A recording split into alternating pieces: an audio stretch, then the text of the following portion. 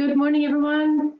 Hello and welcome to our webinar today, 15th of June, talking about Florida, the gateway to Latin America and the Caribbean, but also about compliance, client acquisition, free trade zones, inbound, lots of great things for exporters to learn about for Canadian clients who are looking to grow their business and their export sales and brand their business globally. We've got lots of people, lots of attendees, and we have a very packed agenda for you. So we're going to get started right away. Just while the last of you are logging on, I'm going to do some quick introductions as well. Just for myself, my name is Susanna Hardy. I'm Chief Content Officer at IBT Online. Delighted to be with you here today. I'm also with my colleague, Ava. Ava is the Business Development Manager for Canada, based in Canada, in sunny Montreal, and you'll hear from her in due course. We're delighted to be here with Matthew Waldron, Trade Commissioner, Canadian Consulate General, based in Miami. And he will tell you more about that and not just the pleasures of being in Miami, but what Miami can bring for the advantages for Canadian exporters.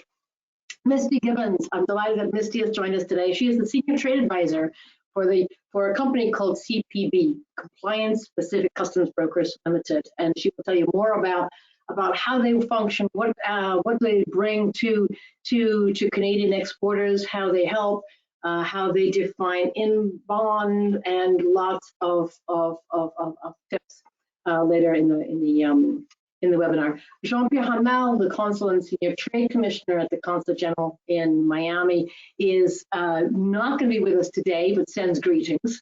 He's actually moving house, so we wish him well. Just also a quick say of us as a company. So IBT Online. IBT Online stands for International Business and Technologies. We are an online company. We specialize in creating websites and online marketing, and we are known for our expertise in international markets. So we build Canadian, we build Mexican websites for Canadian exporters. We build Japanese websites for Canadian exporters, whatever it is you want, and then do the online marketing for that. And we have developed a series of online global programs which are designed specifically for small mid-cap companies who are looking to grow their top line internationally.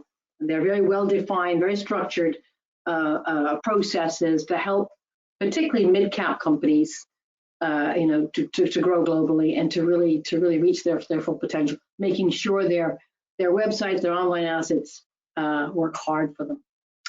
Our agenda today, we're going to start off with Matthew talking a little bit about the Trade Commission services, locations, the programs, what Miami also serves as sort of a gateway or an aircraft carrier, as it were, for Canadian companies, and how you can leverage some of those skill sets, some of those assets, and those services that Matthew will detail.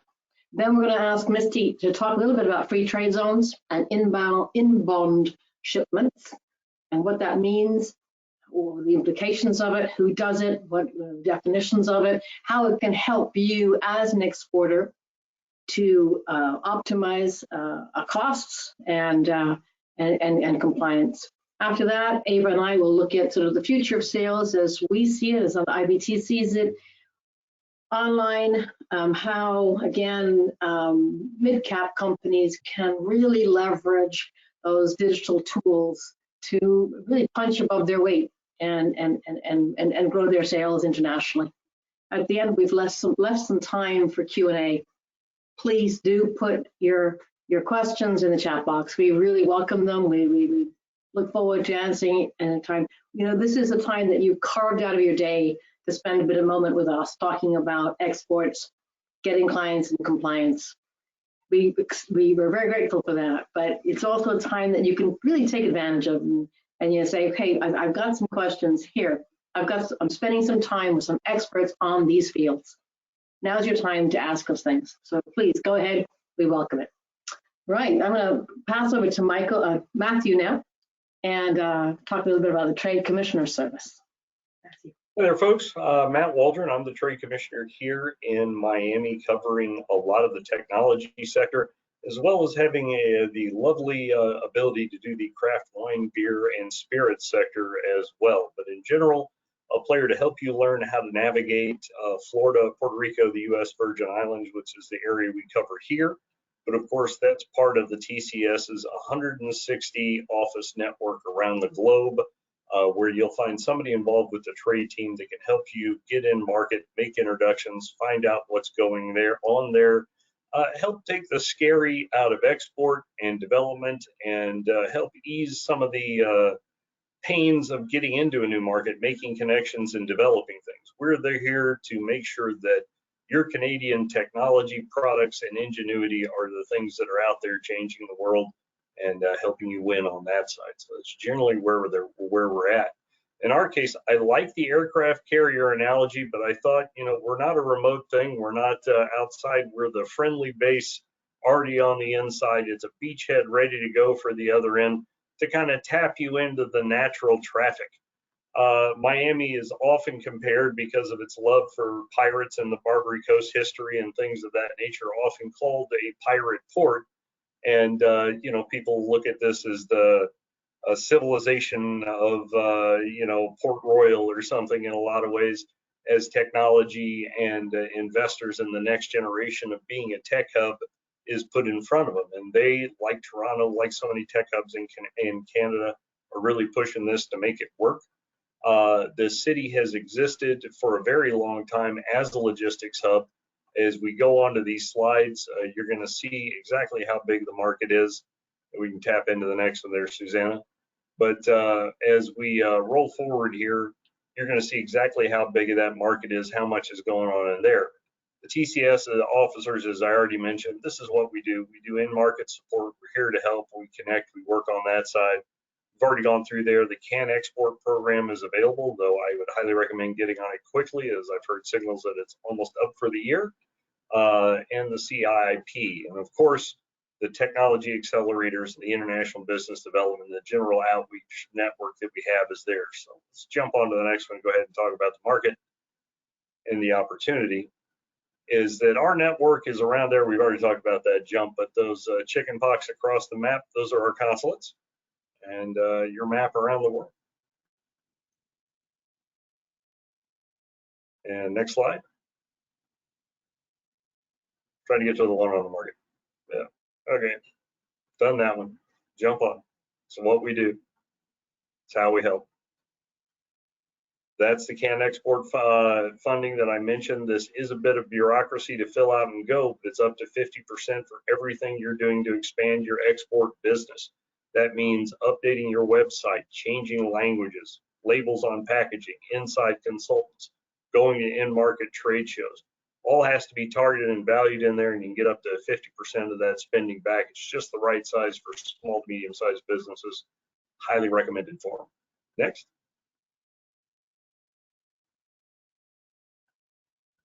Already talked about.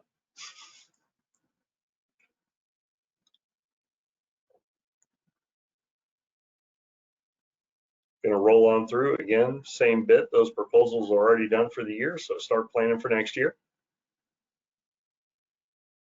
And our Canadian technology accelerators, to give you an example of what we do with these, we take a technology or specific area that we want to focus on. Now, that focus comes from either what we see in the market, the demand we're pulling, and knowing that we have Canadian companies that fit into it, or hearing from you and saying, what are you doing in this market? This is where I see it. Can we put something together? The CTA is to take those new or expanding businesses that are coming into the market, have a product ready, are at the point of launch and sale and developing, and give them a combination boot camp, relaunch, and high contact service from us on network contacting and understanding in key specific markets. Take, for instance, the prop tech one coming up. We're focused on New York, Madrid, and Miami, around 3 particular different real estate tech shows and conferences, with our partners in each of those markets, helping you with that localized networking, development, and consultation as it goes. So great program. Next slide.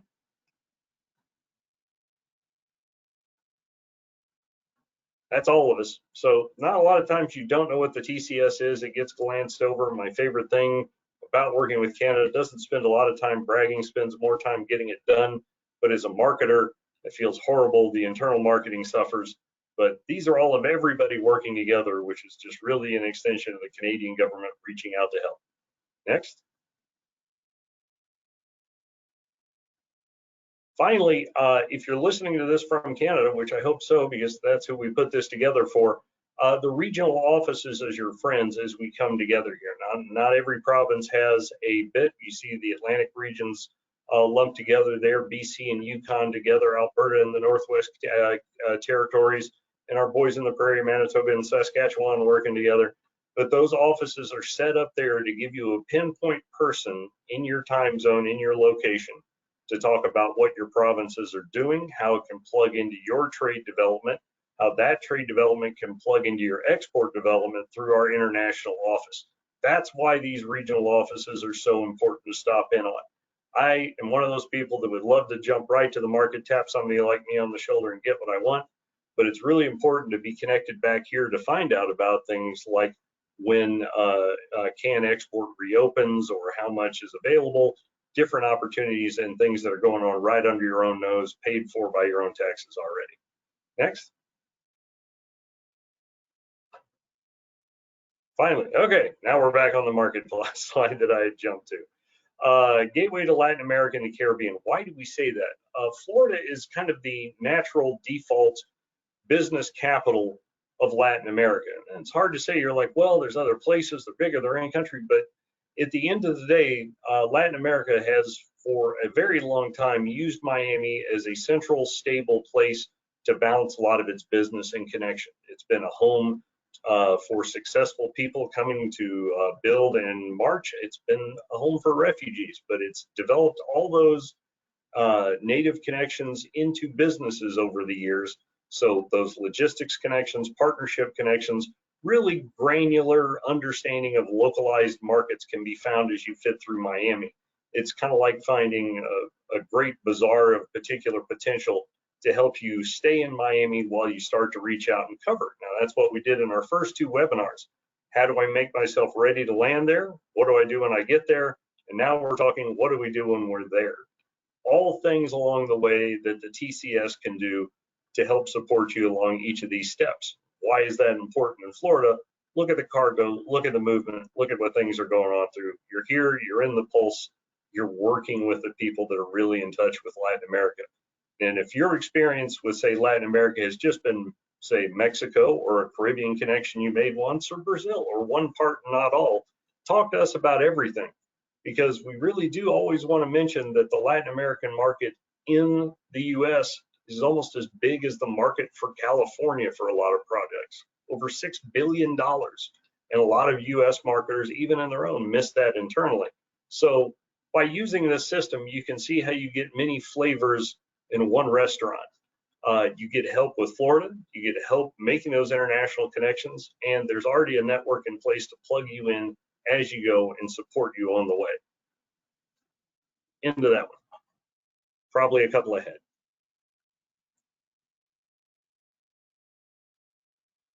Some upcoming regional events we've got on this side. FIME for the medical folks who've seen on there. C-Lab coming up is very technology focused for the financial institutions in the network really sprouting out of Florida and Latin America.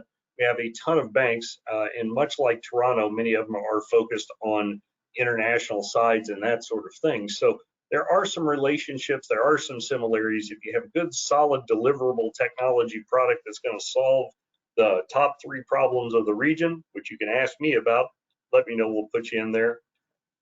We've got a great exploratory bit on AI and ML and how it plugs into things. We're focused on software as a service, enterprise, fintech, and security there. But if you've got an interesting product in that area and want to make a play, we can probably find you a bit. For the food and beverage folks, the America's Food and Beverage Show is down here.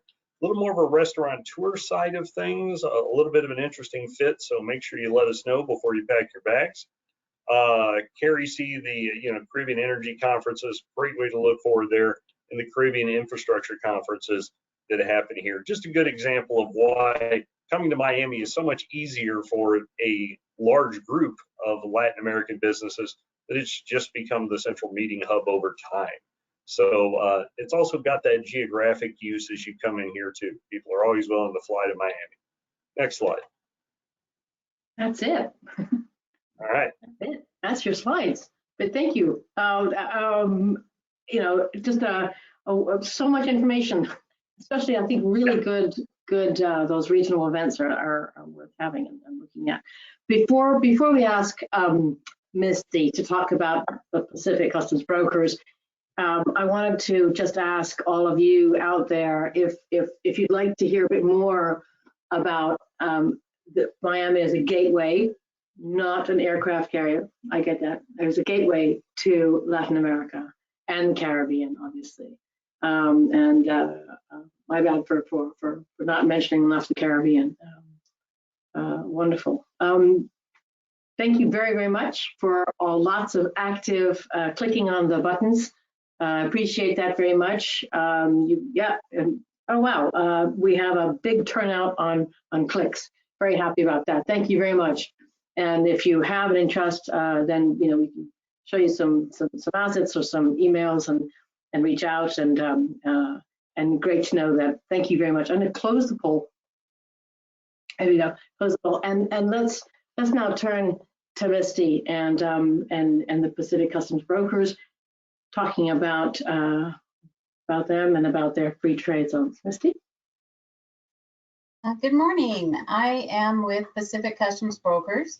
We are a U.S. and Canadian customs broker and trade advisor.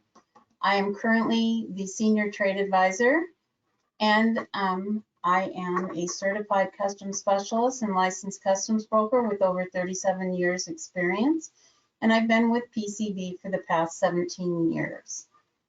So let's get into talking about the transportation and bond process.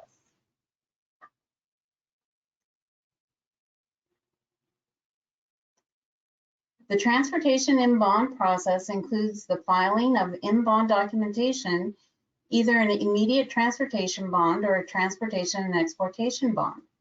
The immediate transportation bond, or IT, allows the goods to transit the United States without the payment of duties, taxes, and fees. The transportation and exportation bond, as the name suggests, allows goods to transit the U.S. without the filing of a consumption entry and payment of duties for export to a third country. If the goods will be transiting the U.S. and will need to wait to be loaded on a vessel, they would likely use an IT where they would be put in bond at the first U.S. port of arrival and subsequently entered into either a bonded warehouse or free trade zone at the U.S. port of destination until they are ready to be loaded on the exporting vessel.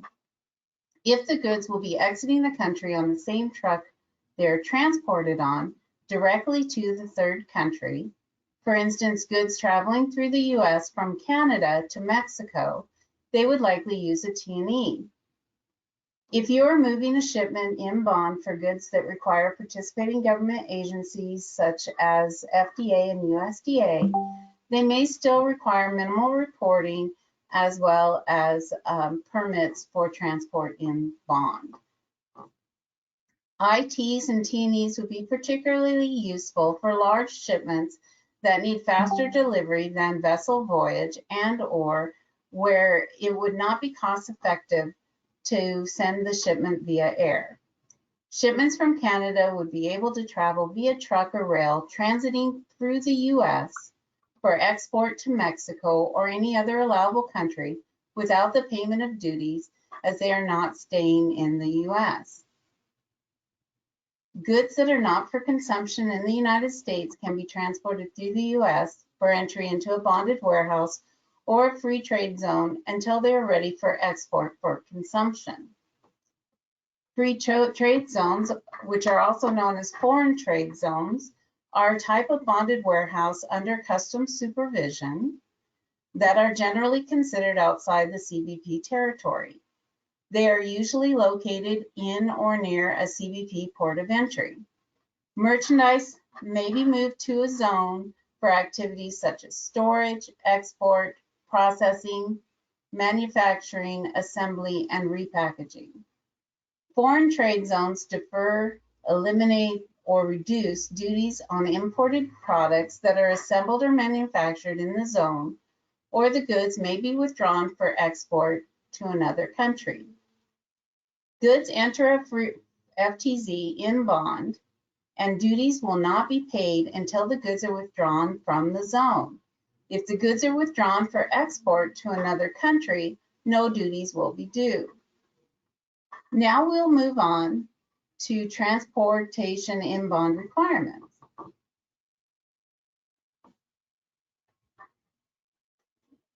All goods that are entered into the United States in bond must be on a carrier that is authorized to carry in bond freight, also known as a U.S. bonded carrier. Not all carriers are U.S. bonded. In order to become a bonded carrier, the carrier must file an application with CBP and purchase a special carrier bond that will allow them to carry the bonded freight. Each type of in-bond shipment must be reported as arrived or exported to close out the bond.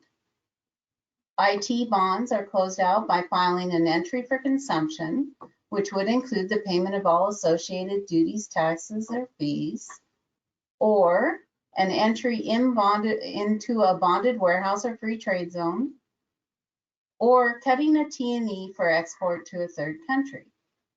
T&E bonds are closed out by presenting to CBP proof of export within 48 hours of export, supporting documents such as a certified copy of a signed-off bill of lading, a vessel booking confirmation, or other such evidence of export. Next, we'll look at who can file the in-bond document.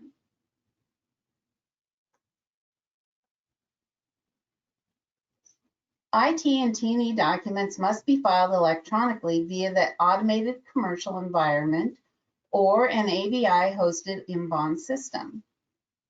The document can be filed by the carrier, a legal agent of the carrier, such as a customs broker, or any legal agent or person that has sufficient interest in the cargo as shown on the manifest, bill of lading, certificate of importing carrier, or other document. So long as they have the capability to file these documents electronically as required. So that's all I have for you today. Kristen, thank you very much. It sounds, I mean, it's quite dry, but on the other hand, that is an amazing way for Canadians to get their assets outside of via the USA into places in a very cost-effective way. Yes, fantastic. Yeah. And it doesn't actually sound too complicated as long as you've got the authorized one, which reminds me, a question has just come in. We're going to do questions at the end, but there's just a little question that's come in now, which is, can you indicate if there's a good list of bonded US carriers somewhere I can find?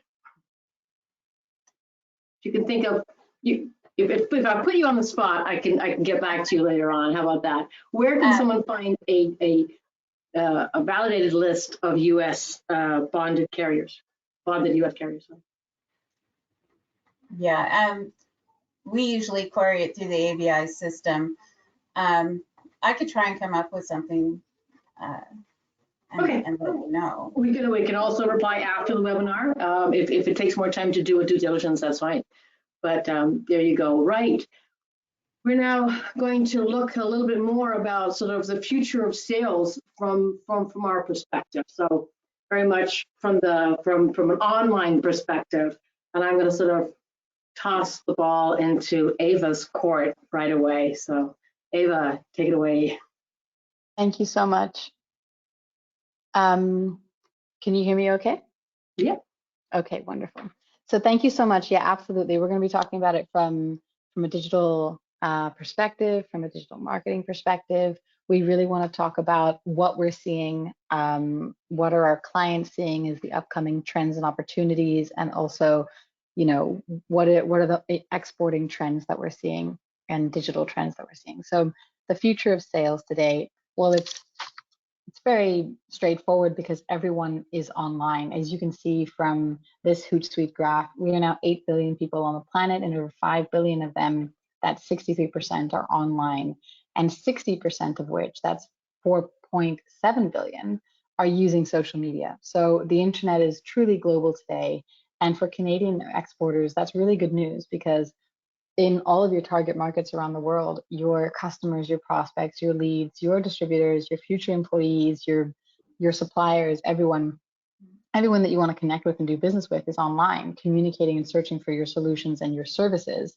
So today, it's no longer about just doing the trade show in that foreign country once a year. It's really accompanying your digital, your exporting strategy with digital solutions and digital tools. So to back up this further, I mean, people are also using social platforms to contribute to their purchasing behavior. They're not just browsing occasionally; they are on social media platforms, and that includes, Facebook, LinkedIn, all this kind of stuff, every single day, and operating on these platforms every single day. So to not be there and to not have a presence in, for example, in your German market, does your business, or whether your target market is Mexico, for example, but it does your business a disservice when you're not on that platform communicating and offering them that space to communicate with you. So as we can see from this, the average person spends nearly 7 hours a day online, of which 2.5 hours of which is on social media. So that is, we know that there are differences between markets, Latin America and the Caribbean, as we'll talk a bit more about later. But these in particular are markets where social media is incredibly important, and even having a WhatsApp group for your business is non-negotiable. It's a must. So we're here to help and help you discuss how to increase and improve your digital solutions when you're going and doing your export strategy. But yeah, just to lay the framework, if you will, online is the way. I'm going to jump in because I'm very involved in a lot of the e-commerce projects, and Ava talked about 5 billion people on the internet on an average of 7 hours a day. A lot of that time is spent doing e-commerce, and e-commerce is not just B2C. In fact, B2B e-commerce is 3 times the size of the B2C. So even if you're like an engineering company, you need to think about your e-commerce strategy, as we see that very much as the future of sales. 100%. And yeah, it's important to discuss how are you going to create an exporting strategy that really delivers for your business today in the world that businesses and exporters are operating. So the buyer experience today depends on having great digital technology and online solutions that you're offering. The future of sales, as we're seeing and as the markets are, the trends are going, is that it's a digital first approach. So when evaluating your go-to market strategy, front and foremost should be online. And digital solutions, that means that the local buyers in Mexico, in the Caribbean, in Central America, et cetera, they can find you. Gartner predicts that by 2025, 80% of all interactions and sales will take place in the digital world. So that's the prediction, that's where it's going. And that means creating an omni-channel experience. And this word is really being thrown around more and more, but the omni-channel experience means that you're creating multiple online touch points so that your customer can find you on many different channels, which are all connected and lead back to your localized website. So you're creating and offering a great customer experience. So the customer is looking for you. If I could suggest, Ava, there, while our folks that are tuned into this are looking at this, this is the basics of, Web 2.0 there. Be omni-channel, be digital first, be customer-centric, get localized. Those are the lessons we've learned over the digital age to this point. There's a new frontier being put together there. There's new technologies available, new ways from AI-powered to locally sourced marketing groups to local connected ways to take advantage of deliveries, anything else that you might find and partner with as a technological partner or advantage to get you into those markets and try out new things. And sometimes being the partner that is part of that introduction or rollout is a great way to get that first shot into the market. Believe in them and work with it. All exports, all new markets are a gamble. You might as well be creative and hands-on when you're doing it and use all the tools that are out there. Have fun with it. I agree. I agree. And I totally agree. I couldn't have said it better. So thank you so much. We're 100% on the same page, and IBT Online stands for that. We want to make sure that the companies that we work with can offer their clients and their customers the most impressive, modern, and up-to-date customer experience. So your customers today are looking for a personalized experience of purchasing and getting to know you. And so giving them options to find you, message you, and communicate with you on the very different platforms is the preferred choice. So today, the future of sales is really customer centric, and the companies that can create the best experience for their clients are going to do the very best long term. It's no longer about the dry sales pitch, it's about the customer. And so you really need a customer first approach. All three of these trends that you see here are interconnected and depend on one another. So for your business to succeed internationally, you need a digital commerce strategy, which is really essential to couple, if you are going to those trade shows and if you are going to those events, so that the buyer depends on digital solutions, and a multi-threaded engagement acknowledges that the customer journey is no longer predictable, and it allows sellers to dynamically go between human interactions and digital resources with the constantly changing customer journey, aka creating an omni-channel experience where your brand is visible on social media and has a curated website that they can find. So yeah, you need to be trying to give your customer the best experience that you can. So those are the real trends that we're seeing. And I want to bring it a little bit back into Latin America. They are what we call mobile first markets, which in other words, these are markets that really discovered and use the internet via their mobile phone. They are, they're characterized by certain features. They're very reactive, highly sociable. You put a post out there, they respond. Online marketing is relatively cheap, certainly cheaper than in Canada. So your Canadian dollar goes a long way in your Caribbean or your Central America or your Latin American markets. So as I said, this very reactive, means there's very good engagement. Conversion, so moving towards the actual sale, is just as hard as any other market. So just because you get great engagement, it still takes the conversion, it still takes the buyer's journey moving through the awareness consideration stage to the purchase stage. E-commerce as well, back to my e-commerce drum roll, really developing very fast. And if you are interested in the e-commerce side, do please look out for local heroes. Mercado Libre, for example, is as strong in Latin and South America as Amazon. So there's some big local players there on the online marketplaces and things. And getting to Misty's point, if you're looking about how does your 3PL, how does your logistics work, most consumers and certainly most businesses throughout Latin America are a little bit more patient than most Canadians when they're ordering things online. They're willing to accept they don't have to have next day service. So it's a bit of a saving grace. I wanted also to highlight just this chart with all these bar charts on it, hard to read. The blue arrow is Canada. So that's daily time spent using social media. Canada is 1 hour and 46 minutes per day per person online. All the red arrows is Latin America. That's Colombia, Brazil, Mexico, Argentina, but Panama's up there. I mean, so that's just to show you how engaged. That's what we talk when we're talking about engagement. That's the kind of thing we mean. So in order to reach out and get your customers and your prospective customers, B2B and B2C, think about having a social media strategy right from the start.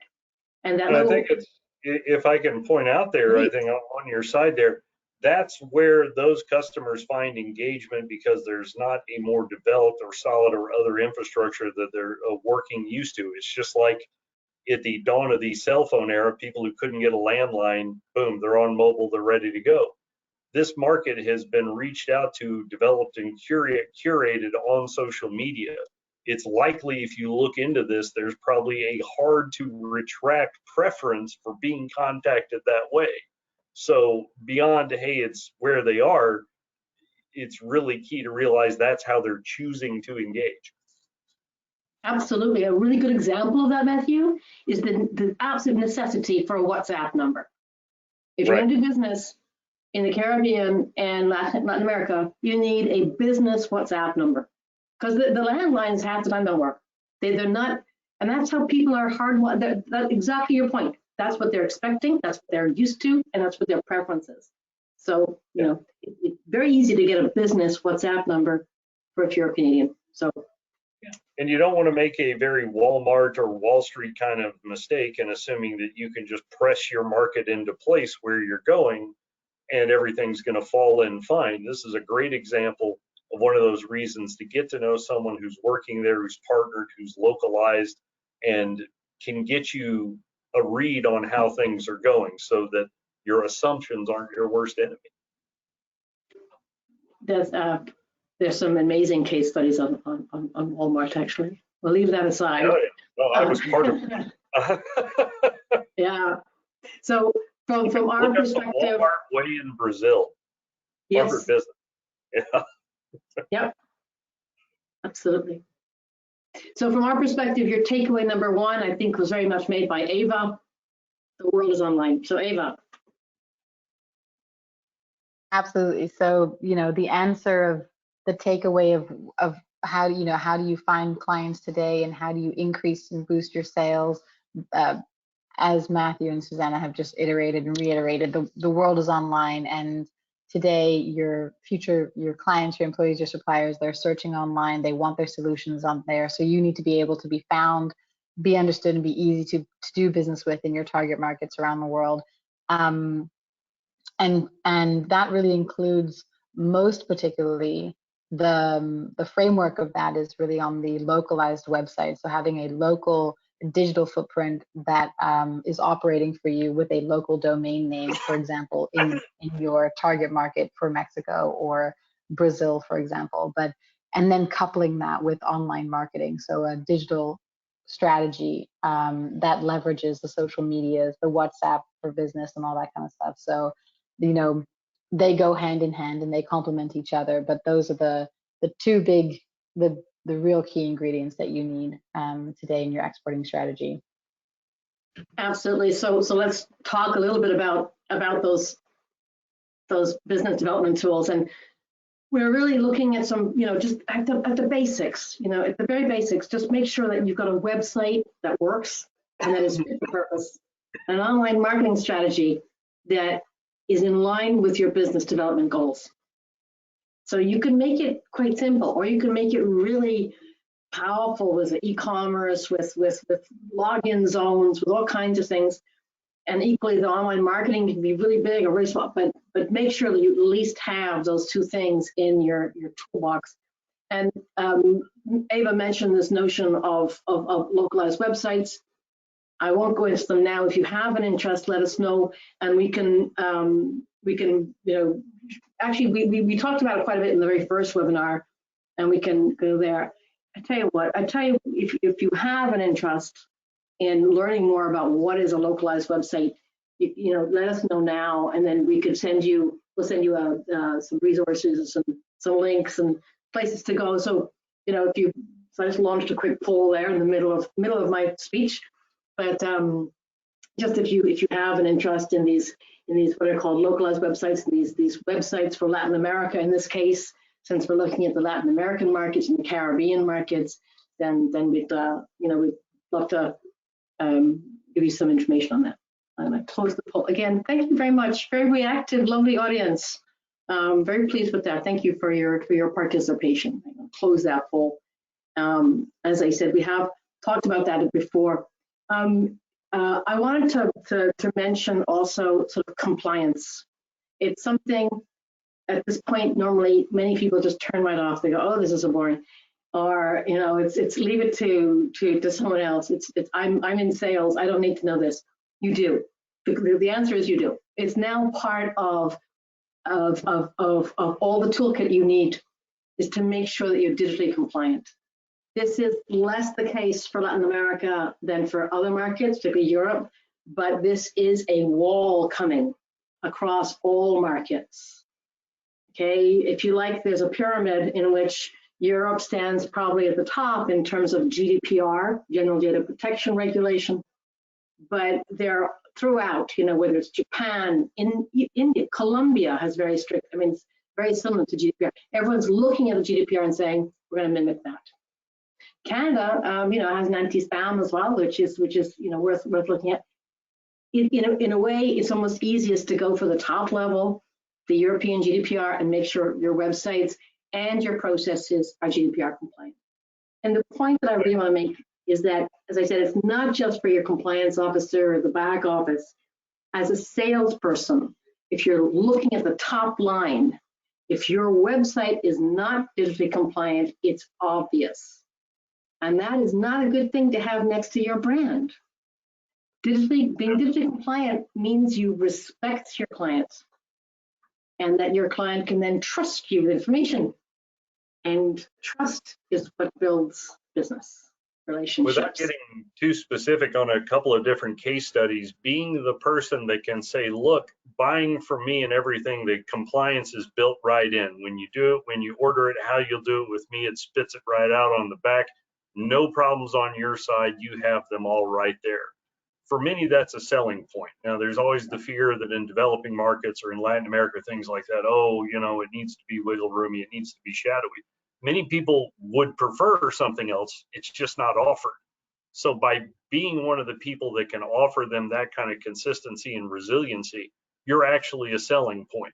Don't ruin everything for that one-off person you might, you know, possibly offend when that general operation is there, and cut-arounds could be figured out later if it was really, really a problem. Yeah, absolutely, absolutely. And we all know from a sales point of view how much that trust and that, you know, if I have a supplier who I can trust will deliver on time in the way that's supposed to deliver, I will accept a firmer price. I will accept less elasticity in the price. I will be more willing to accept a better pricing. So it's a very important part of business strategy. And online compliance is very obvious. If your website is not compliant, it's very obvious to anyone who looks at websites. So best practice. Ava. Yeah, 100%. So there's obviously a lot that goes into having a best practice localized website. There's a huge amount that we could discuss, but in terms of the top requirements, your website, your localized website is a curated showcase of your products and your services that is operating 24/7 for you in your target market. And so any leads that you'll be making should be able to find you easily, find your products, navigate your site and get a feel for your brand and products to their local flavor. So you should make sure that it is up to date, of course. You should make sure that it's in LATAM and the Caribbean market. You should make sure that it's 100% mobile first. As Susanna mentioned, they are a mobile first market, so everything needs to be enabled in that way. You have to have the proper domain name. So going wide is .lat, but for example, Mexico, you have to have the .mx at the end in order to be found on their search engines. Of course, it needs to be translated, but not just translated. You need to be aware of the colloquial terms and the colloquial sounds and expressions that are used in the market that you're going to. And for example, if you're going to Brazil, it has to be in Portuguese. So using the local language that you think is that is really important to speak to your local buyer. And then once again, the last 3 years, so evident for the Latin American and Caribbean market, which is they are fast consumers of video. They're fast consumers of visual cues and visual products. So you need to make sure that your website is visually entertaining and stimulating for them. Using WhatsApp is an obvious one. Social media is 100%. And as Susanna mentioned, you've got to be digitally compliant, because otherwise, yeah, that's just a handicap that you wouldn't want to put upon yourself.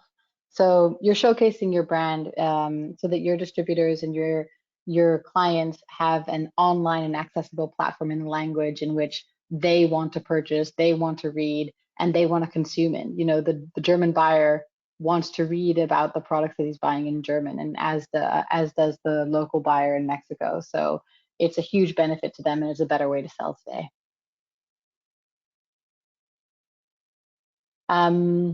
Just to go one level deeper, your website is also your best sales rep for your distributor. So it's showcasing your products and services operating 24/7, but it needs to have a variety of content there that is up to date and easy to find.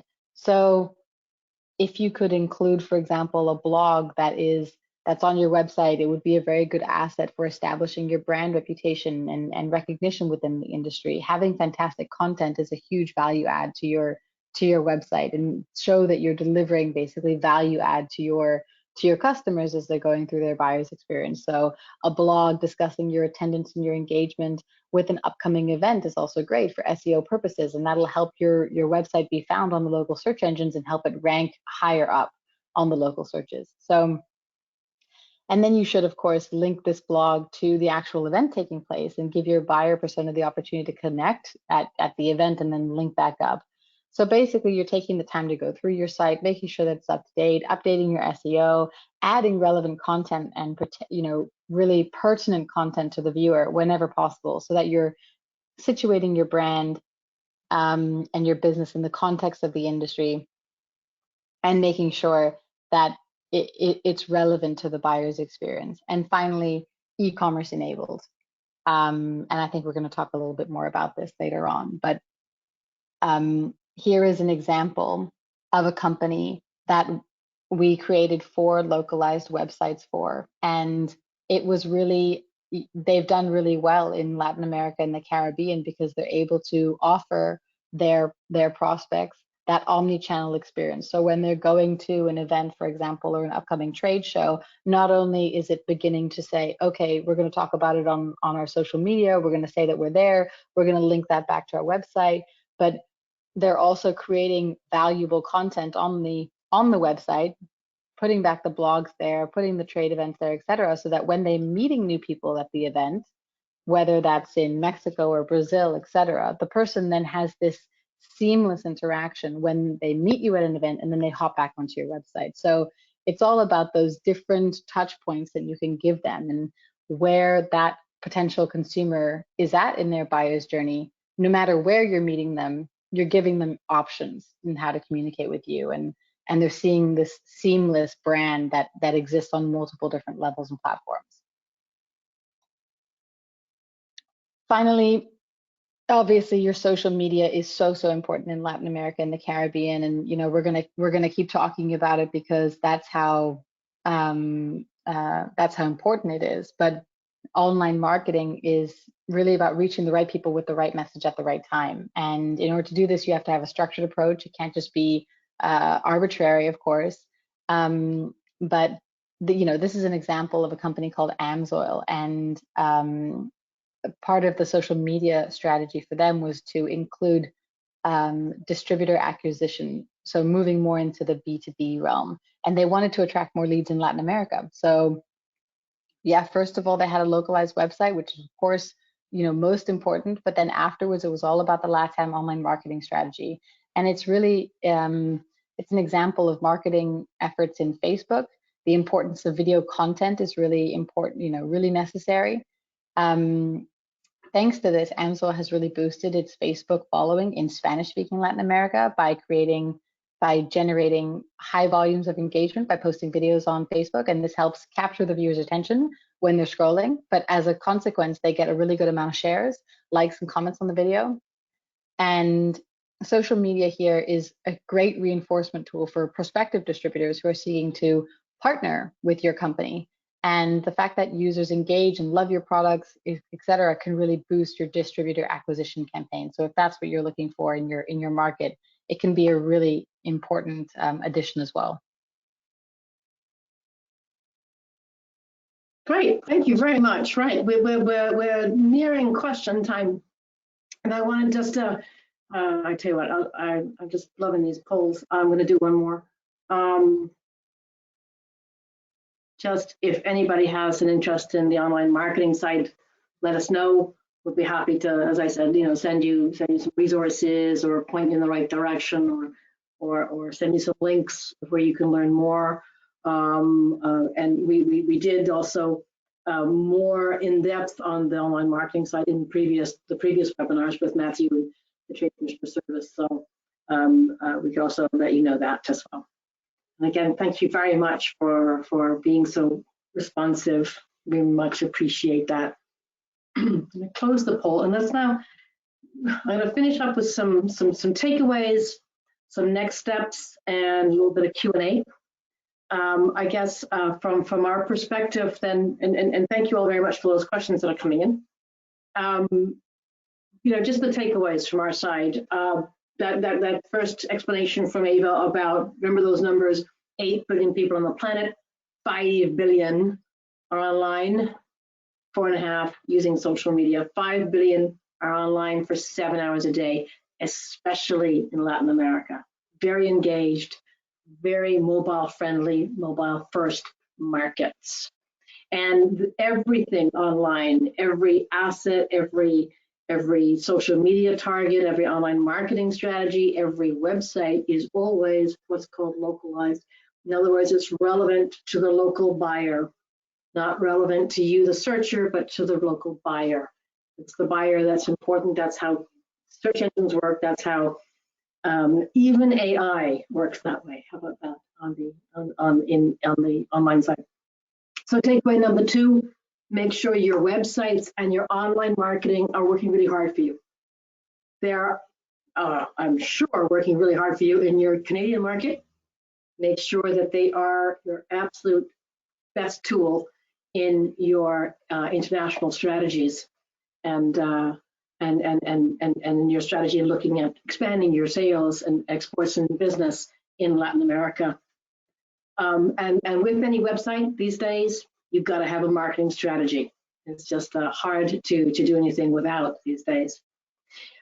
Misty gave us a great explanation also about some of the most affordable and efficient ways you can get product from Canada into the Caribbean, Latin America, through what are very efficient manners. And the inbound and the free trade zones, and who can do that. If you'd like more information, some of you said you would. I'm sure Misty will be happy to go, or else go onto their website, pcbusa.com, and they've got lots of blogs, lots of resources that you can download for that. Obviously, Matthew, always a pleasure and also a fount of knowledge and of resources. The man who always says, yes, there's no problem about doing this, and is always there for you. So do reach out to Matthew Waldron at international.gc.ca. So, I guess that's another takeaway, takeaway number 5. There's a lot of helping hands, both regionally and in Miami. If you're looking at the Latin American markets and how to expand there, use that gateway of Miami and of the Trade Commission services in the Miami region. They can really connect you. There's a ton of stuff on our website as well. You can download for free if you go to the resources section.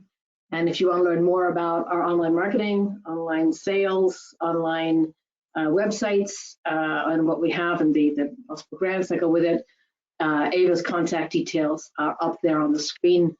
So if you want to know if those online global programs are right for you. So we're going to go straight into questions. And a couple have come in. Misty, we sort of threw you a curveball earlier. There's another one as well. Do free trade zones exist across Latin America? If so, where could we find information on that? Free trade zones exist in every country, so you would just have to, I would think that you would go on to Latin America and Google where those free trade zones are. But yes, most every country has free trade zones. Excellent. And we've got great connections with the ones in Florida. In fact, South Florida has some of the, largest amount of geography set aside for those free trade zones, and all of it still isn't in use. So if you're a large scale mover of things or items, there's still a potential to build your own in a free trade zone. Wow. Okay, Matthew, a question also for you from Danny. Actually, right after you gave that slide with all the trade shows in Miami or in Florida, he questioned, are there any upcoming in the construction sector? Well, we're looking at something around the technology side of the construction sector at the IOI Summit being put on here in Miami. Now, that's a smaller show by the National Association of Retailers focused on the technologists inside there. So if you're doing that kind of construction tech, good show.